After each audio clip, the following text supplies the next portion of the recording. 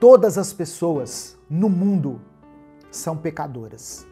Todos nós, eu, você, sua mãe, todos os seus parentes, todas as pessoas que você conhece, um dia cometeram pecados.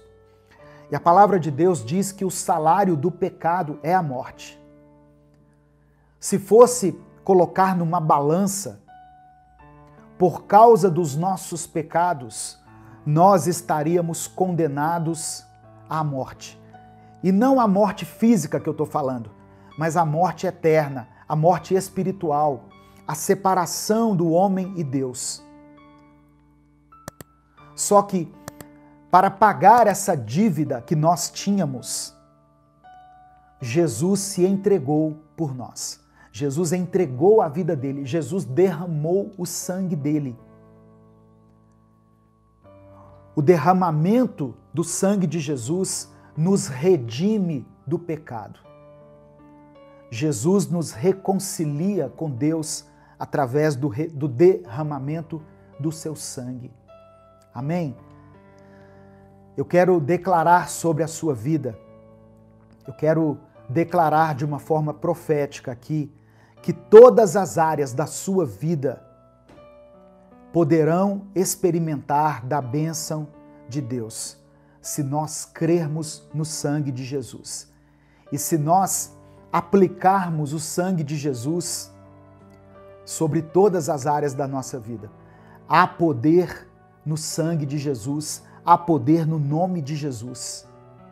Ah, pastor, mas a minha vida é uma vida marcada pelo pecado.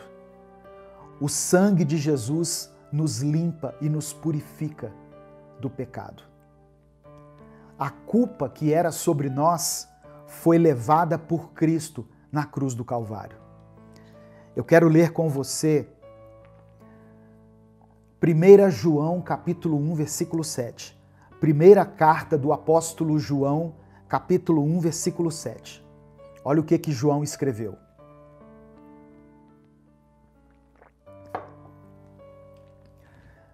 Se, porém, andarmos na luz, como ele está na luz, temos comunhão uns com os outros. E o sangue de Jesus, seu Filho, nos purifica de todo pecado. Aleluia! Louvado seja o nome do Senhor. Se nós andarmos na luz, se nós estivermos na luz, como Ele está na luz, temos comunhão uns com os outros. E o sangue de Jesus nos purifica de todo pecado. Amém? Irmãos, quando Jesus esteve aqui no mundo, Ele teve uma vida perfeita. Jesus foi tentado em tudo. Como nós somos tentados, Jesus também foi tentado. Mas através da vida dele, ele nos ensinou como nós devemos agir, se nós quisermos agradar a Deus. Jesus nos ensinou uma vida de santidade. Ele nunca pecou, por isso ele não merecia a morte. Mas mesmo assim, ele aceitou morrer na cruz pelos pecados da humanidade. Esse foi o sacrifício perfeito e definitivo. Lá no Antigo Testamento, era muito comum que as pessoas sacrificassem animais como uma forma simbólica de expiação pelo pecado. Mas Jesus veio e fez o sacrifício definitivo pela humanidade. E todos aqueles que aceitam e reconhecem que esse é o sacrifício perfeito, que a morte de Jesus foi o sacrifício perfeito pela remissão dos nossos pecados, todas as pessoas que o recebem como Senhor e Salvador da vida delas são lavadas pelo seu sangue e assim são purificadas dos seus pecados. Nada é mais poderoso do que o sangue de Jesus, o sangue que nos lavou, o sangue que nos purificou. Graças a esse sangue derramado na cruz, nós temos livre acesso ao Pai. Graças ao sangue de Jesus, nós somos chamados de filhos de Deus. Receba essa revelação do Espírito Santo aí no seu coração, em nome de Jesus. Em Mateus capítulo 26, versículo 28, Jesus disse assim, olha, isto é o meu sangue da aliança que é derramado em favor de muitos para perdão dos pecados. O sangue de Jesus nos dá acesso ao perdão de Deus. O sangue de Jesus nos permite ser perdoados por Deus. Eu e você não merecíamos esse perdão. Se a gente for olhar as nossas atitudes, as nossas palavras, os nossos pensamentos, o nosso comportamento, nós não mereceríamos o perdão de Deus. Mas nós somos perdoados por causa do sangue de Jesus.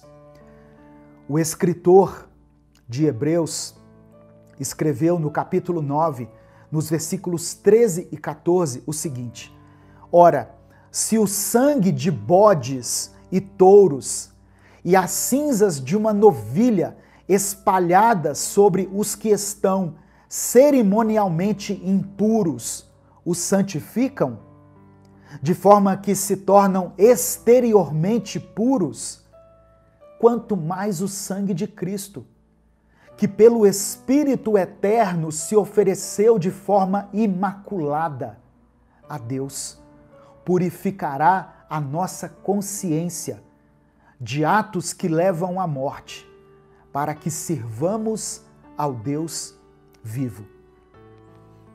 O derramamento do sangue de Jesus não foi apenas um ritual, uma formalidade, como acontecia lá no Velho Testamento, mas ele foi oferecido de uma forma imaculada a Deus. E ele tem a capacidade, o poder de purificar a nossa consciência de atos que nos levam ou que nos levavam à morte, para que nós, a partir do momento em que recebemos essa revelação, possamos nos entregar ao Deus vivo. Você precisa compreender, você precisa receber no seu espírito a revelação do derramamento do sangue de Jesus e o poder que ela tem sobre a sua vida. Aleluia. Efésios capítulo 1, versículo 7, o apóstolo Paulo disse que nele, em Jesus, temos a redenção por meio do seu sangue, o perdão dos pecados, de acordo com as riquezas da graça de Deus. Jesus, ele veio à terra com um propósito, que foi de morrer na cruz pelos nossos pecados. Eu sei que Jesus, enquanto ele esteve aqui, enquanto ele exerceu o seu ministério, naqueles 3 anos e meio em que ele exerceu a sua missão aqui na terra, ele curou pessoas, ele ensinou coisas maravilhosas que nós guardamos até hoje como relíquias para a nossa vida. Ele curou enfermos, ele multiplicou pães e peixes, ele saciou a fome das pessoas que seguiam ele. Jesus operou maravilhas. Eu achei engraçado uma colocação que um teólogo que eu acompanho fez na rede social, que eu estava vendo alguns vídeos mais antigos, e ele disse assim: Jesus, quando ele veio à Terra, ele poderia ter feito muito mais coisas se ele quisesse. Por exemplo, Jesus poderia ter inventado o telefone. Jesus poderia ter inventado o telefone, se ele quisesse. Ele tinha toda a sabedoria, toda a onisciência de Deus. Jesus poderia ter inventado a lâmpada elétrica, a eletricidade. Poderia, sim ou não? Você acha que o Deus Criador de todas as coisas, Criador do universo, não poderia ter inventado o automóvel? Ao invés dos veículos serem arrastados, né, pela tração animal, ele não poderia ter inventado o motor e colocado esse motor em um veículo e revolucionado, os meios de locomoção na época? Jesus poderia ter inventado as armas de guerra que nós conhecemos hoje, desde as mais simples até as mais complexas, uma bomba atômica.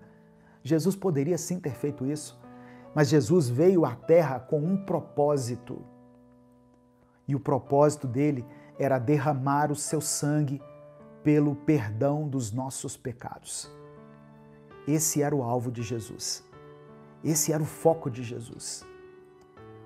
E Jesus não se deixou distrair por tudo aquilo que Satanás ofereceu a ele enquanto ele esteve aqui na terra. Ele tinha um propósito. E Jesus, então, o profeta Isaías diz que como ovelha muda, ele foi para o matadouro. Jesus, ele não foi assassinado. Jesus se entregou à morte. Se ele não quisesse, ele poderia ter rogado ao Pai e Deus mandaria uma legião de anjos, um exército de anjos, e eles livrariam Jesus da morte. Mas Jesus sabia, ele conhecia a sua missão e por amor a mim e a você, Jesus se entregou à morte. Por compaixão, ele morreu por nós. Ele morreu pelos nossos pecados. Amém? Essa é a mensagem. Essa é a principal mensagem do Evangelho. O homem é pecador, mas foi criado por um Deus misericordioso e justo. E por causa do pecado do homem, alguém haveria de pagar com o preço de sangue por esses pecados. Mas não havia homem nenhum na terra que fosse puro o suficiente, santo o suficiente para morrer na cruz pelos pecados da humanidade. Por isso que a palavra do Senhor diz assim: quem intentará acusação contra os eleitos de Deus? Pois o próprio Deus é quem os justifica. Eu mesmo é quem justifica o meu povo. O próprio Deus é quem nos garante o sacrifício para que nós tenhamos acesso à vida eterna.